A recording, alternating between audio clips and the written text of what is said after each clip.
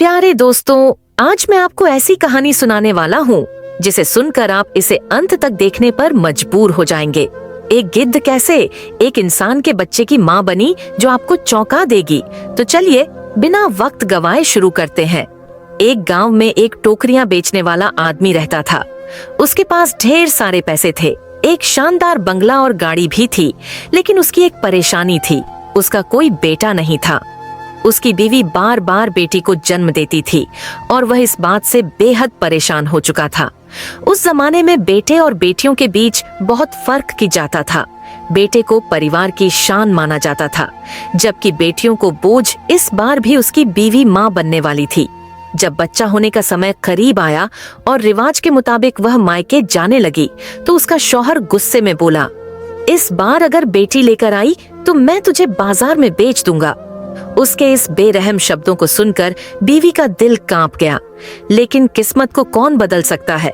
इस बार भी एक प्यारी सी बेटी का ही जन्म हुआ। बेटी को देखकर बीवी के हाथ पांव फूल गए। उसने बिना किसी से कुछ कहे नवजात बच्ची को एक टोकरी में रखा, ढक्कन लगाया और उसे बहते पानी में छोड़ दिया। टोकरी पानी की लहरों पर बहते बहते आगे बढ़ने लगी। तभी एक मछुआरे की नजर उस पर पड़ी।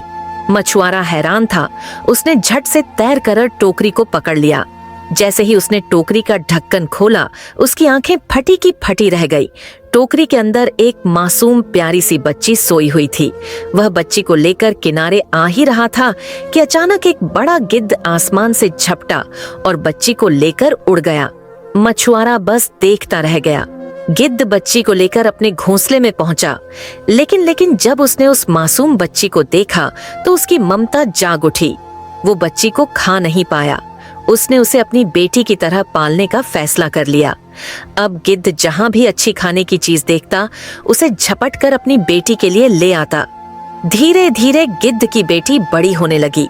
गिद्ध आसपास से कपड़े, कंघी, तेल जैसी चीजें भी लाकर अपनी बेटी को देता। वो पीपल के पेड़ पर ही जवान हो गई, एक बेहद खूबसूरत लड़की। लेकिन अब गिद्ध को चिंता सताने लगी। एक दिन उसने अपनी बेटी से कहा, बेटी, अब तुम बड़ी हो गई हो।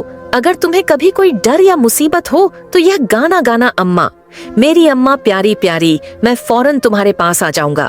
एक दिन एक सौदागर वहां से गुजर रहा था। गर्मी से राहत पाने के लिए वह पीपल की छांव में बैठ गया। तभी उसकी नजर गिद्ध की बेटी पर पड़ी। वह हैरान था। उसने पूछा, तुम कौन हो, परी हो या रानी? अगर इंसान हो तो पेड़ पर क्यों रहती हो? यह सुनकर लड़की घबरा गई। उसने गाना गाकर गिद्ध माँ को बुला लिया। गिद्ध झट से वहां आ पहुंचा। उसने बेटी से पूछा, क्या हुआ? बेटी ने नीचे खड़े आदमी की ओर इशारा किया। गिद्ध ने सोचा, अगर मेरी बेटी की शादी इससे हो जाए तो उसकी चिंता खत्म हो जाएगी। गिद्ध ने सौदागर से बात की। सौदागर ने कहा, मैं शादी के लिए तैयार हूँ। गिद्ध ने अपनी बेटी का हाथ सौदागर को सौंप दिया। अब गिद्ध की बेटी सौदागर के साथ उसके घर में रहने लगी। सौदागर उसे बहुत प्यार करता था, लेकिन उसकी तीनों पत्नियां उससे जलने लगी। वे उसे परेशान करने की साजिशें रचने लगी। हर बार जब कोई मुश्किल आती, गिद्ध माँ अपनी बेटी की मदद के लिए आ जाती। लेकिन एक दिन सौतन ने गाना सीख सख लिया और धोखे से गिद्ध को बुलाकर मार डाला। अब गिद्ध की बेटी जब भी गाना गाती, उसकी माँ नहीं आती। यह देखकर उसे समझ में आ गया कि उसकी माँ को 100 तनों ने मार दिया है। सौदागर को जब यह सच पता चला तो उसने अपनी 2 पत्नियों को सजा दी। आखिर में वह गिद्ध की बेटी के साथ खुशहाल जीवन जीने लगा। दोस्तों, इस कहानी ने हमें यह सिखाया कि प्यार और सच्चाई से हर मुश्किल को पार किया जा सकता है। अगर आपको यह कहानी पसंद आई तो इस्लामिक भवाइस स्टोरीज 786 को लाइक करें और चैनल को सब्सक्राइब करना न भूलें। धन्यवाद।